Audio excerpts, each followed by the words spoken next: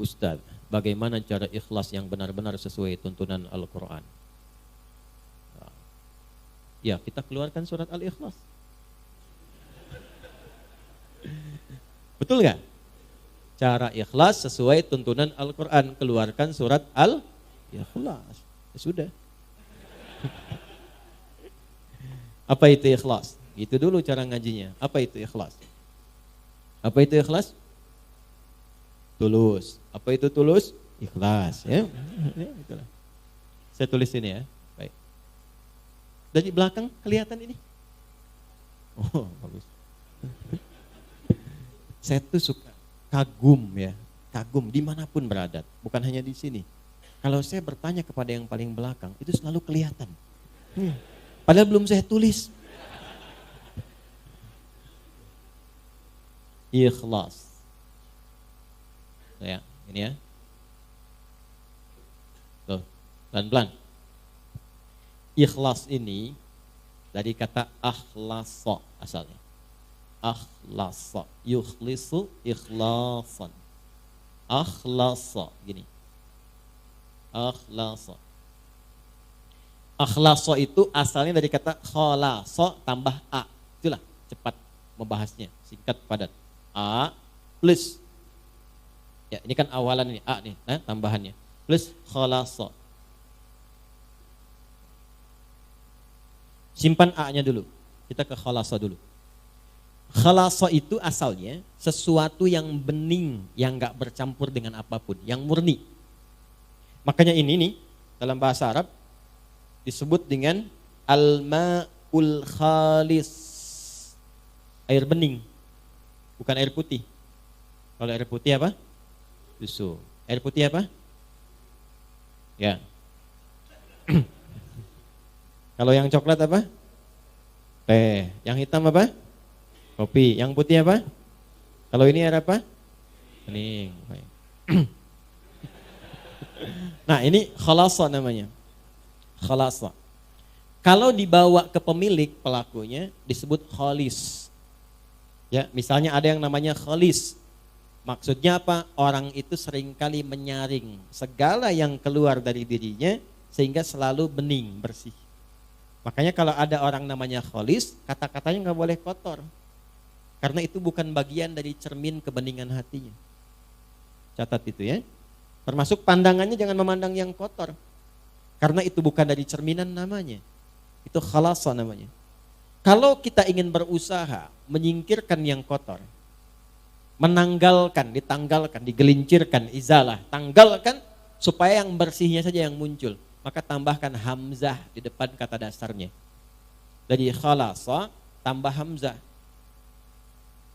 Maka harakat ini huruf pertama kan kha fathah ya. Lihat ini, fathah. Fathahnya pindahkan ke depan. Jadi a, ini sini a. Karena ini dipindah, maka ini mati, hilang. Jadi akhlasa. Akhlasa itu usaha yang sungguh-sungguh untuk menghilangkan yang kotor-kotor, yang mencampurinya. Sehingga nggak ada campuran lagi. Kalau ini air bening ada campurannya, saya bersihkan campurannya sehingga tersisa yang beningnya saja. Maka prosesnya disebut dengan akhlasa. Sudah? Sifatnya, karakternya, sifat yang membebaskan diri sudah hilang dari campuran sehingga bening saja, itu karakternya, sifatnya disebut dengan ikhlas. Di ikhlas itu asalnya keadaan yang murni, bening, yang tidak bercampur dengan motivasi atau keadaan apapun di luar dengan tujuan pokok yang ingin diraih. Misal, tujuan kita beribadah kan karena Allah kan? Nyembah siapa? Allah, ya. Wa ma khalaqtul jinna wal insa illa liya'budun. Kata Allah, aku enggak ciptakan jin dan manusia kecuali untuk menyembah aku. Maka kalau kita menyembah, nyembah siapa? Allah. Tujuan kita pada siapa? Allah. Maka jangan pernah nanti ada penyerta-penyerta, motif-motif lain yang menyertai ibadah kita sehingga keluar dari fokus. Keluar dari tujuan asal.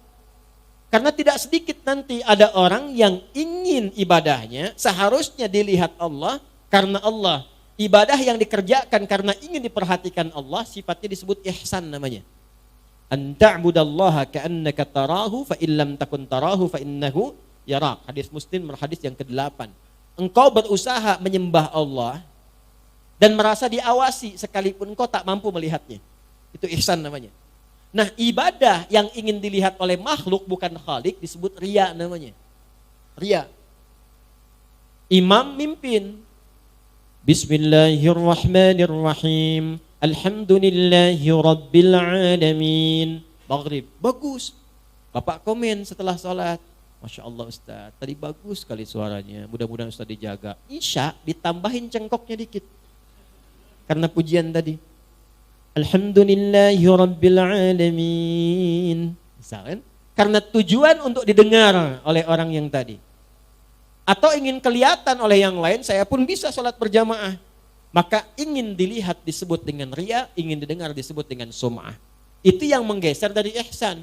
Fawailul lil musallin alladzina hum an salatihim sahun alladzina hum yuraun. Riya itu pengen dilihat orang. Bahasa kekiniannya pencitraan. Paham? Sedekah karena pencitraan. Bapak, ada Masjid Miftahul Jannah di Gede Bage akan renovasi. Saya yang tanggung semuanya. Saya kasih 1 miliar, tapi tolong pasang spanduk dari Sabang sampai Merauke. Ini Haji Fulan, misal. Nah, itu riya namanya. Itu mencampur sesuatu dari yang pokok. Kalau kita ingin tepikan berusaha lillah, sifatnya disebut dengan ikhlas. Orang yang berusaha mewujudkan itu berusaha namanya mukhlis. Jamaknya mukhlisin. Nah, kita itu diperintahkan oleh Allah sepanjang ibadah usahakan yang ikhlas. Jadi usaha kita yang dilihat oleh Allah. Nanti Allah yang ngasih hasilnya. Orang yang berusaha untuk ikhlas disebut mukhlis, jamaknya mukhlisin. Turun surah Al-Bayyinah, surah 98 ayat 5. Wa ma umiru illa liya'budullaha mukhlishina lahud din. Kalau sudah dapat ikhlas itu diberikan oleh Allah dalam hati. Kalau sudah ada dalam hati, enggak pamrih. Dia enggak mikir apa-apa.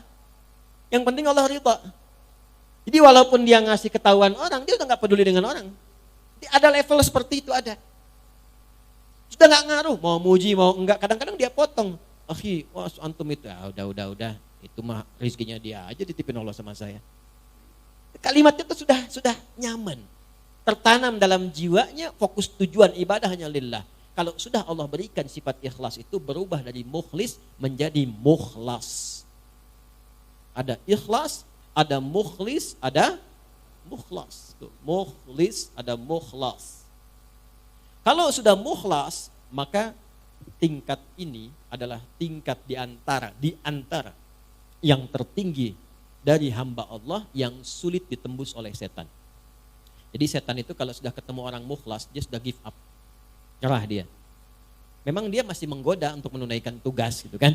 Ya, tapi tugasnya menjadi formalitas karena nggak bisa ditembus. Itu sudah pengakuan setan sendiri. Ada di mana? Di surah 15 ayat ke-40. Nah, Quran surah Al-Hijr surah 15 ayat 40. Illa ibadaka minhumul mukhlasin. Ya Allah, aku akan goda setiap anak cucu Adam dari depan, dari belakang, dari kanan, dari kiri.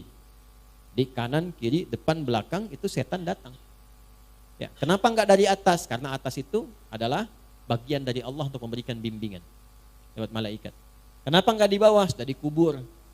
Kalau sudah dikubur, setan enggak goda lagi. Kalau setan masih menggoda mayit, kurang kerjaan setannya. Orang udah enggak ada beban ibadah kok masih digoda. Paham ya? Nah, inilah mukhlas. Kalau sudah jadi mukhlas, enggak bisa ditembus. Illa ibadaka minhumul mukhlasin. Kecuali hambamu yang mukhlas. Makanya suratnya surah 15. 15 itu Al-Hijr. Hijr itu benteng. Jadi kalau kita sudah ikhlas baik, punya benteng kita yang gak bisa ditembus. Tetap digoda. Tapi bukan berarti selamanya akan begitu, masih dipertahankan. Pertahankan dengan apa? Dengan jalan. Apa jalannya? Jalan besar itu disebut syara. Konsepsinya disebut dengan syariat. Maka munculnya syariat. Jadi untuk ikhlas itu lewat syariat. Apa bentuknya? Nanti turunannya lewat ibadah. Apa di antara detilnya? Lihat aja, setiap ada kata yang membimbing pada keikhlasan, amalannya itu yang mengantarkan pada ikhlas. Di mana ditemukannya? Gampang. Setiap ada ayat, ada dibuka dengan kalimat iman, maka amalan setelahnya mengantarkan pada ikhlas. Kalimat iman pertama Al-Baqarah ayat 3. Alladzina Alladzina yu'minuna bil ghaib wa yuqimunas shalah. Tuh, kalau kita melatih sholat dengan baik, dapat ikhlas. Jangan cukupkan pada yang fardu. Karena yang tidak pengen banyak ikhlas pun 5 waktu juga. Kalau pengen dapat itu menjadi mukhlas, maka latihan, tambah sunnahnya, tahajud bangun. Gak apa-apa, malam pertama itu gak apa-apa, 2 rakaat juga gak ada masalah. Nanti setelah menikmati itu akan tambah 4, witirnya baru 1, sampai nanti 10, witirnya 1, 11. Ada yang makin enak, makin nikmat jadi 23, ada yang 39. Itu masing-masing mendapatkan kenyamanannya. Nanti setelah itu tiba-tiba paginya udah syuruk dia, dapat duha lagi pertengahan, duha akhir, rawatibnya. Kalau udah terbiasa dengan sholat sunnah, itu suasana hatinya akan beda. Makanya amalnya pun akan lain. Itu sholat tuh, itu baru sholat. Tuh, kaget kan? Dan kalau sudah sholatnya bagus itu nanti akan ada pancaran. Di antara pancarannya sudah bisa gemar berbagi tuh. Kalau sholatnya sudah bagus, nggak harus dengan harta, jangan selalu diartikan dengan harta. Berbagi perhatian, berbagi ilmu, berbagi petunjuk pada kebaikan. Makanya setelah sholat, lanjutannya infak. Wa mimma razaqnahum yunfiqun. Infak pun masih latihan juga. Jadi begitu Anda banyak memberi, berbagi, bukan memberi ya, berbagi. Maaf ya, dibagikan. Kenapa dibagikan? Karena Allah titipkan. Jadi yang dibagi itu titipan Allah, bukan punya Anda, bukan punya saya. Mumpung Anda yang dititipi, cepat ditunaikan. Sebelum itu dicabut, dititipkan pada yang lain. Itu cara bacanya. Dari mana taunya bahwa itu bagian orang lain bukan kita? Maka lihat kebutuhan kita itu seperti apa dalam sebulan. Ada anak, ada istri, kan? Atau sebaliknya istri, ada suami, ada anak. Ada siapa lagi? Bagaimana kebutuhan sebulannya? Berapa banyak yang dibutuhkan? Keluarkan dulu, simpan dulu. Lalu setelah itu, kalau kita sebut bagian dari kelebihan, apa rencana-rencana masa depan yang paling dekat? Atau yang jauh, itu yang kita sebut dengan tabungan. Kalau sudah terpenuhi itu, lebih dari itu hak orang lain yang Allah titipkan lewat kita. Nanti disebutnya infak. Infak itu banyak nanti. Kan infak pertama untuk keluarga. An-Nisa ayat 34. Infak kedua untuk kerabat terdekat nanti. Seperti orang tua. Orang tua itu bukan dizakati, tapi diinfaki. Dalilnya mana? Al-Baqarah ayat 215. Yas'alunaka madza yunfiqun. Mereka bertanya padamu Muhammad sallallahu alaihi wasallam, apa yang harus diinfakkan? Qul ma anfaqtum min khair. Kalau mau infak kata Allah yang terbaik. Jangan engkau enggak suka lihatnya saja dibagi orang. Itu ada di Al-Baqarah ayat 267 sampai 269. Wala tayammamul khabitha minhu tunfiquna walastum biakhidhihi illa an tughmidu fi. Jangan kasih orang benda yang kamu lihat saja sudah enggak suka. Ya. Jangan masukin kotak infak. Keadaan uang yang Anda lihat aja udah enggak suka. Ini lecek, di bank aja enggak diterima, masukin aja kotak infak tuh. Misalnya. Nah, jangan seperti itu. Itu langsung dapat penolakan dari Allah. Kalau sudah ada yang terbaik, yang bagus, maka kepada siapa diberikan? Lil walidain, orang tua. Orang tua tuh memang enggak pernah minta di lisannya. Tipikalnya begitu. Tapi kadang-kadang kode kerasnya itu sering muncul lewat sikap. Itu harus pandai dibaca. Alhamdulillah. Nah, mama cekap teh jagong oge ya. Oh, berarti kemarin makan jagung. Segera kirimkan berasnya. Ya, oh pengen mangga. Tadi ngalangkung ke Kosambi, nih rawas pisan ketinggalnya. Cepat ke Kosambi. Apa yang disebutkan cari. Kalau memang bisa didapatkan. Kalau ada kelebihan harta yang Allah titipkan, orang tua 9 bulan lebih 10 hari dikandung, dirawat-rawat, diberikan ASI. Kalaupun Anda sukses kata Allah, jangan bangga dulu, bukan karena kerja keras Anda.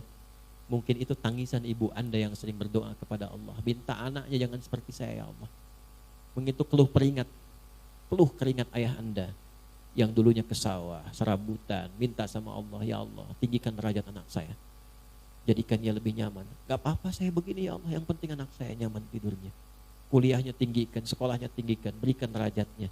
Makanya ketika Anda tumbuh dan sukses, bahkan sukses, itu yang pertama diminta oleh Allah dan diperintahkan berdoa mensyukuri itu dengan mengarahkan doa pada orang tua. Qala rabbi auzi'ni an ashkura ni'mataka allati an'amta wa ala walidayya. Itu ada di Quran surah 46 ayat ke-15.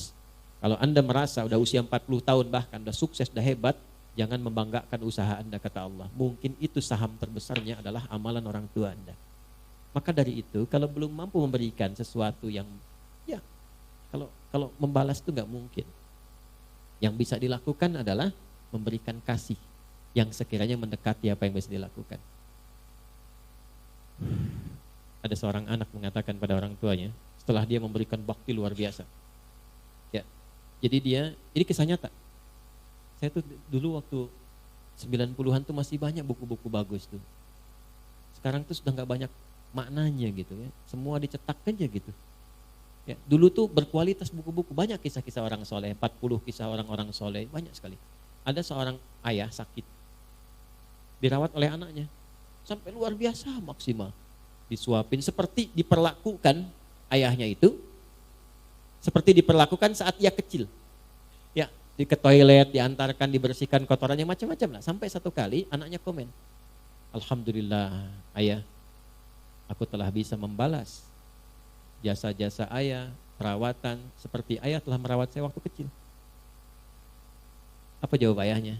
Tidak, nak, belum sampai kamu pada level itu. Kenapa ya? Karena aku merawat kamu dulu supaya kamu hidup. Sedangkan engkau merawat saya sekarang untuk mengantarkan pada kematianku. Ya. Makanya nggak akan bisa, balas orang tua tuh nggak akan bisa. Kalau nggak bisa balas, minimal bahagiakan, jangan sakiti lah. Kalau nggak bisa ngasih, minimal jangan sakiti. Wala taqul lahuma uffin. Kata aja udah nggak boleh, bentak nggak boleh. Udah dikandung merat, nggak pernah dilepas, dikasih ASI, dirawat-rawat, disayang-sayang, dicium, dipeluk, bangun malam, bangun, capek, lelah. Udah dewasa bentak-bentak, ente siapa? Gak malu Anda sama Allah tuh. Di belakang keluh kesah, ada yang tega menggibahkan ibu bapaknya. Ya, ada yang tega memaksa memberikan warisan, ada yang mempolisikan bapak ibunya. Anak kurang luar biasa itu ya. Saya nggak punya kata-kata untuk melukiskan itu tuh. Kita doain supaya dilembutkan hatinya, balik, tobat, baik. Ya, saya nggak pernah mengajarkan untuk berbuat yang kotor. Ya, saya nggak pernah mengajarkan untuk mencela orang. Minimal kita doakan. Kalau ada orang mengaku belajar dengan saya, mencela orang ini itu, saya tidak mengakui itu belajar. Ya, kita itu belajar untuk memperbaiki diri. Sebelum memperbaiki orang lain, perbaiki diri pribadi. Jadi itu gambarannya ya, gambaran keikhlasan itu pancarannya adalah amal soleh. Latihannya lewat apa? Lewat amal-amal yang Allah berikan kepada kita. Di salat, infak, ya, lil walidain. Setelah orang tua siapa? Wal aqrabin, kerabat dekat. Nah, jangan sampai Anda infak jauh-jauh keluar sana, ternyata anak kakak sendiri kurang perhatian. Anak bibi masih harus disantuni. Dilihat. Wal yatama, anak yatim. Wal masakin, orang miskin, wabnis sabil, orang yang kesulitan dalam perjalanan. Nah, perjalanan itu macam-macam. Ada yang di jalan, ada yang tafsirannya beasiswa yang keluar butuh bantuan dan sebagainya. Ya, ada yang SPP-nya belum bayar sehingga jalan sekolahnya terputus. Nah, itu maknawinya banyak sekali, perhatikan itu. Nah, nanti di luar itu ada lagi yang tinggi juga seperti fisabilillah, babnya banyak. Nah, yang pokok apa? Zakat. Itu kalau udah berlatih, coba latihan ya. Ada orang-orang yang kalau ba'da subuh tuh suka keluar tuh. Coba deh ikuti itu. Itu tuh Masya Allah. Ginilah, besok tuh Jumat. Gak usah banyak-banyak lah. Ya, 1.000, 2.000 atau 5.000, siapkan aja untuk infak. Tapi saya minta nih, Anda keluarkan dengan tangan Anda sendiri. Banyak di jalan tuh. Atau sekitaran Anda. Cari betul-betul kualifikasi orang yang memang memerlukan itu. Yang sudah sepuh keliling, panggul dengan keringatnya itu. Jualan donat, jualan ini, jualan itu, jualan macam-macam. Dekati. Terima kasih Pak.